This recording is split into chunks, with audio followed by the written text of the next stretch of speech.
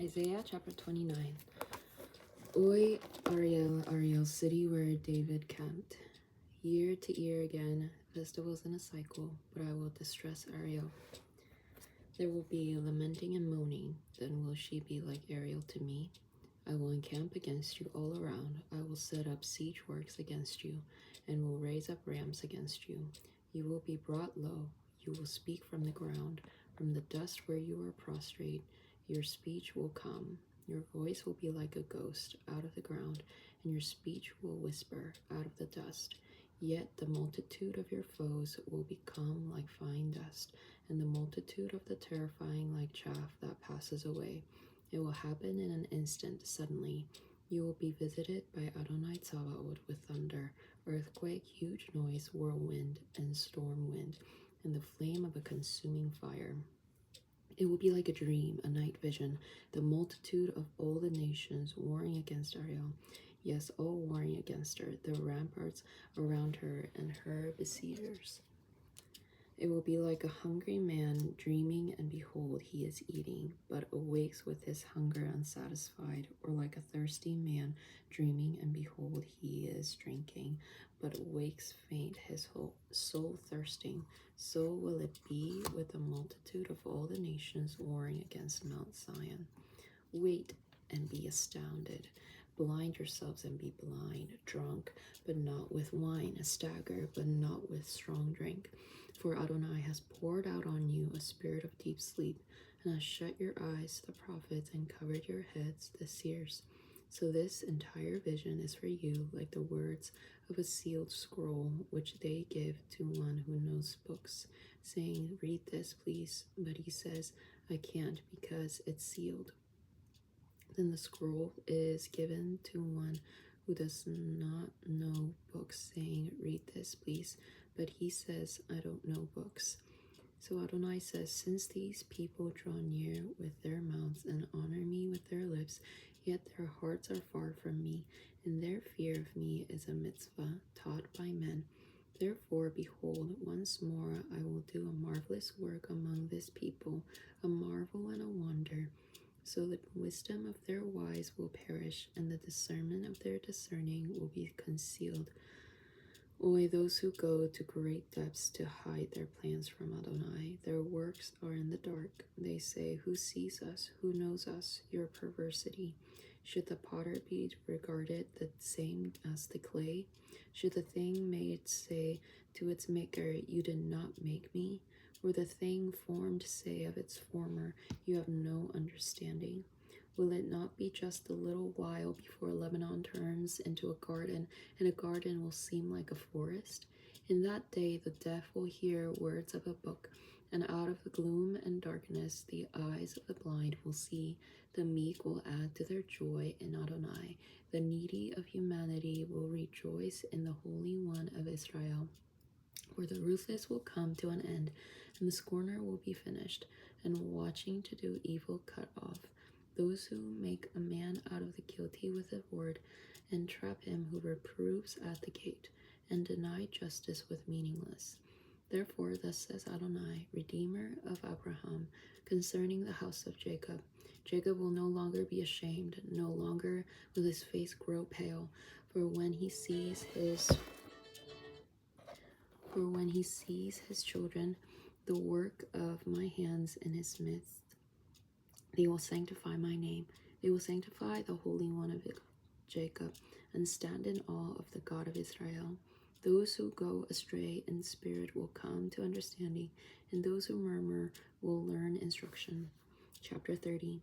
Oi, the rebellious children, it is a declaration of Adonai, who carry out a plan, but not mine, and make an alliance, but not of my ruach, so they may add sin to sin, who go down to Egypt, but did not consult me, to take refuge in Pharaoh's stronghold, to seek shelter in Egypt's shadow. Therefore, Pharaoh's stronghold will become your shame, and the shelter in Egypt's shadow will become your disgrace. For though their princes are at Zoan, and their ambassadors reach Hanes, they will all be ashamed of a people who cannot profit them. They are neither help nor profit, but shame and disgrace. The burden concerning the beast of Negev, through a land of trouble and anguish, in which are lioness and lion, viper and flying serpent, they are carrying their riches on the backs of young donkeys, their treasures on camel humps, to a people who cannot find them. Egypt's hope is futile and pointless. Therefore I have called her Rahab, who just sits. Now go, write it on a tablet for them, and inscribe in it a scroll, so that it may be as a witness for the last day forever. For this is a rebellious people, lying children, children unwilling to obey to the Torah of Adonai. They say to the seers, do not see, and to the prophets, do not prophesy to us what is right. Speak to us smooth words, prophesy illusions. Get out of the way, turn away from the path. Let's hear no more about the Holy One of Israel. Therefore, thus says the Holy One of Israel, because you despise this word, and trust in oppression, and rely on perversity, therefore this sin will be to you like a cracking, bulging in a high wall, about to fall. Its collapse comes suddenly in an instant.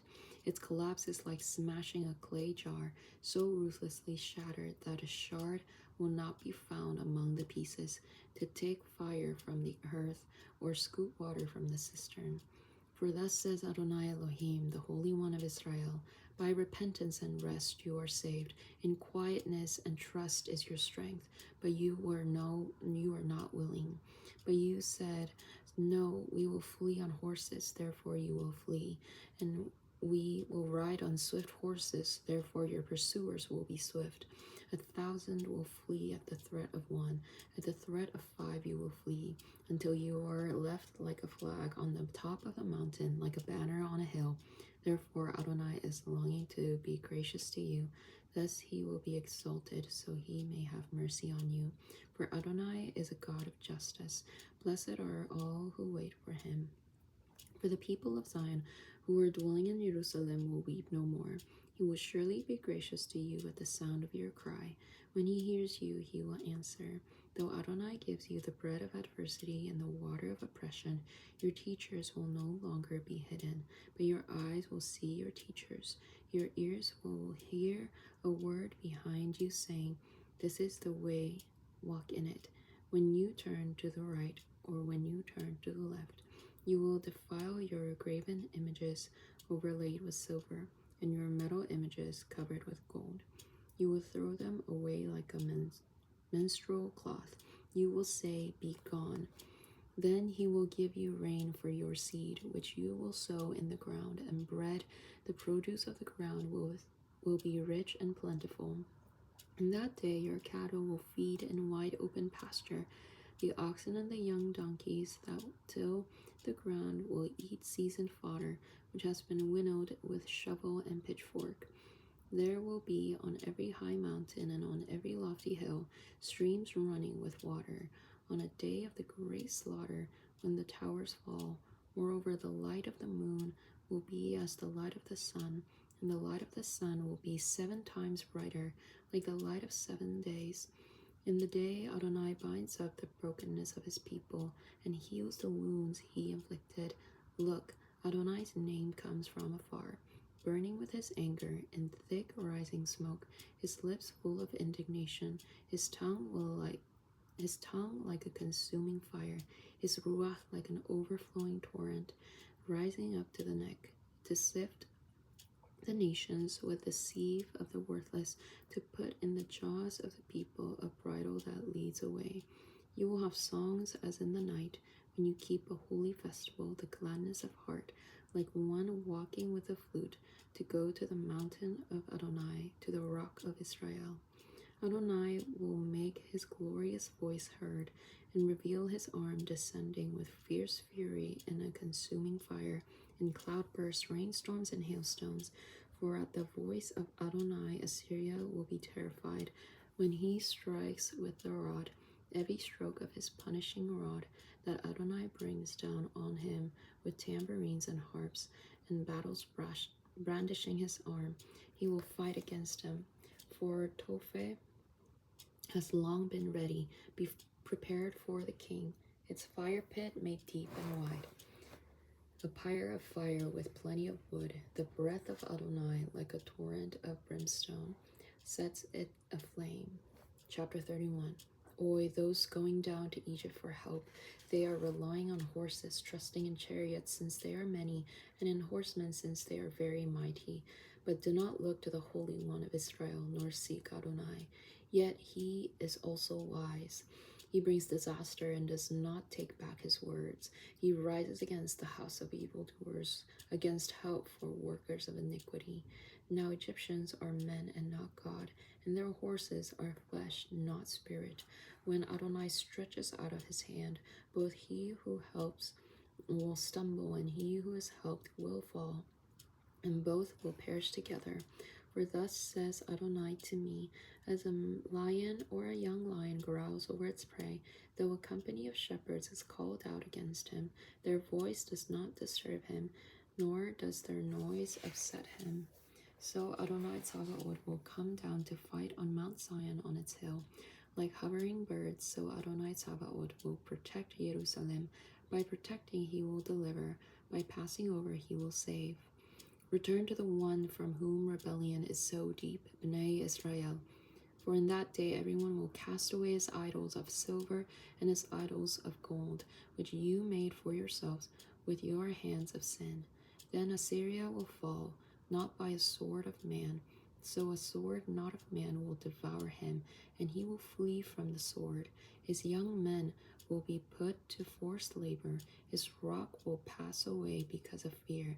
His princes will be afraid of the banner. It is a declaration of Adonai. His fire is in Zion, and his furnace is in Jerusalem. Chapter 32. Behold, a king will reign in righteousness, and princes will rule in justice. Each will be like a refuge from the wind and a shelter from the storm, like streams of water in a dry place, like the shade of a massive rock in a weary land. Then the eyes of those who see will not be closed, and the ears of those who hear will pay attention. The heart of the hasty will understand knowledge, and the tongue of stammerers will speak fluently clearly. No longer will a fool be called noble, or a scoundrel said to be a gentleman. For the fool speaks foolishness, and his heart works wickedness, to practice ungodliness, and speak error about Adonai, to deprive the hungry of food, and withhold drink from the thirsty. The scoundrel's methods are evil. He makes up wicked schemes to destroy the poor with lies. Even when the plea of the needy is just, but the noble devises noble plans, and for noble causes he stands. Rise up, you women at ease, and hear my voice, you complacent daughters. Give ear to my words. Within a year and a few days you will shudder, complacent ones, for the grape harvest will fail, and the gathering will not come. Tremble, you women at ease. Shudder, you complacent ones. Strip and make yourselves bare, and put sackcloth on your waist.